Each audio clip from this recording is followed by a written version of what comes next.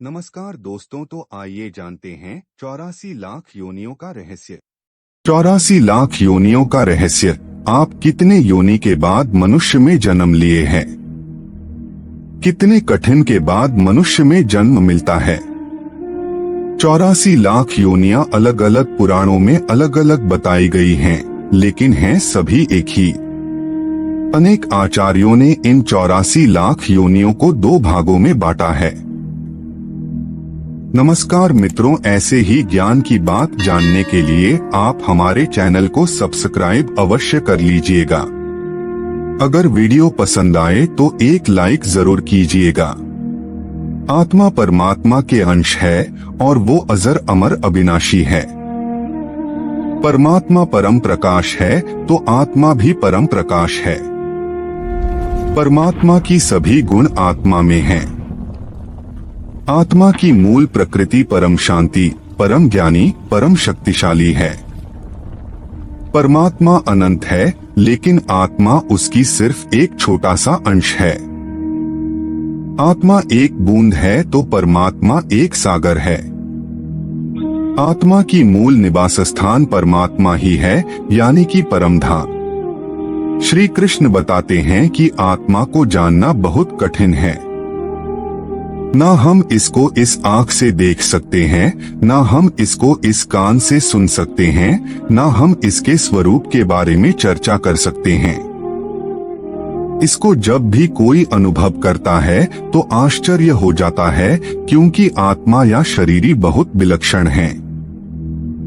हम अभी सिर्फ एक साधारण मनुष्य के आत्मा और शरीर के बारे में चर्चा करेंगे। पहले शरीर के बारे में पूरा ज्ञान होना जरूरी है।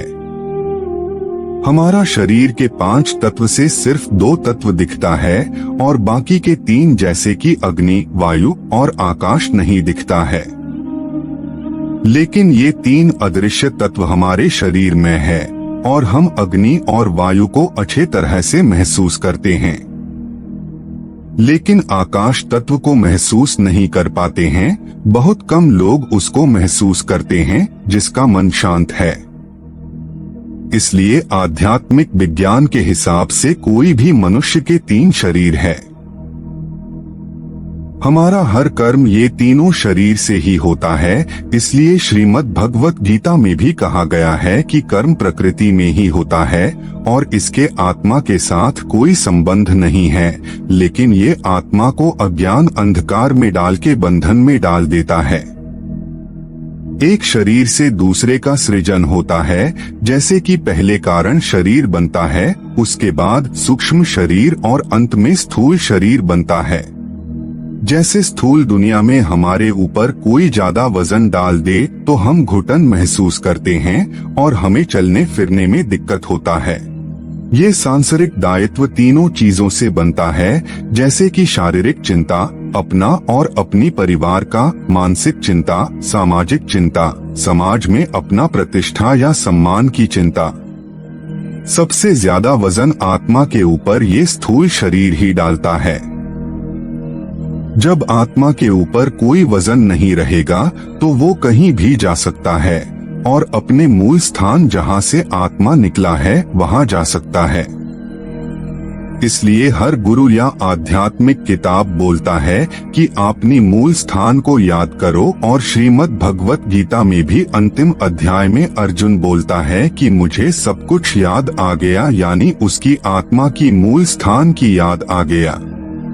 हमारे आत्मा के ऊपर इतना वजन है कि हमारे याद ही नहीं है कि हमारा मूल स्थान क्या है। इसलिए हम इस दुनिया में कितने गुरु, कितने भगवान बना लिए हैं, लेकिन हमें शांति नहीं मिल रही है।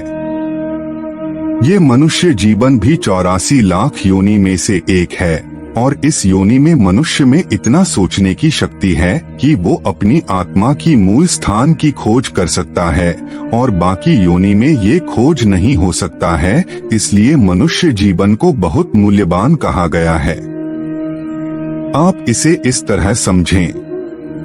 1 पानी के जीव जंतु 9 लाख, 2 पेड़ पौधे 20 लाख, 3 कीड़े मकोड़े 11 लाख, 4 पक्षी 10 लाख, 5 पशु 30 लाख, 6 देवता, दैत्य, दानव, मनुष्य आदि 4 लाख। कुल योनियां 84 लाख। प्राचीन भारत में विज्ञान और शिल्प ग्रंथ में शरीर रचना के आधार पर प्राणियों का वर्गीकरण किया गया है, जिसके अनुसार मनुष्य जन्म कब मिलता है। एक प्रचलित मान्यता के अनुसार एक आत्मा को कर्मक्ति अनुसार 30 लाख बार वृक्ष योनि में जन्म होता है। उसके बाद जलचर प्राणियों के रूप में 9 लाख बार जन्म होता है। उसके बाद कृमि योनि में 10 लाख बार जन्म होता है और फिर 11 लाख बार पक्षी योनि में जन्म होता है। उसके बाद 20 लाख बार पशु योनि में जन्म लेना होता है। अंत में कर्मानुसार गौ का शरीर प्राप्त करके आत्मा मनुष्य योनि प्राप्त करता है और तब 4 लाख बार मानव योनि में जन्म लेने के बाद पितृ या देव योनि प्राप्त होती है।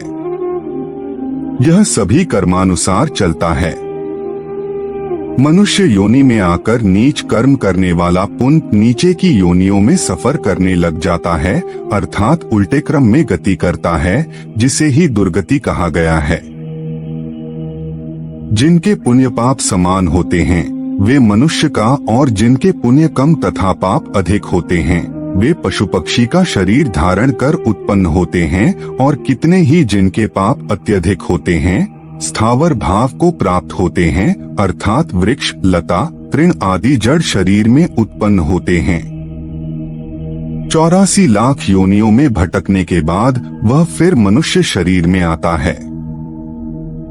वीडियो पसंद आए तो लाइक जरूर करें और चैनल को सब्सक्राइब कर दें और कमेंट करें। जय श्री कृष्ण।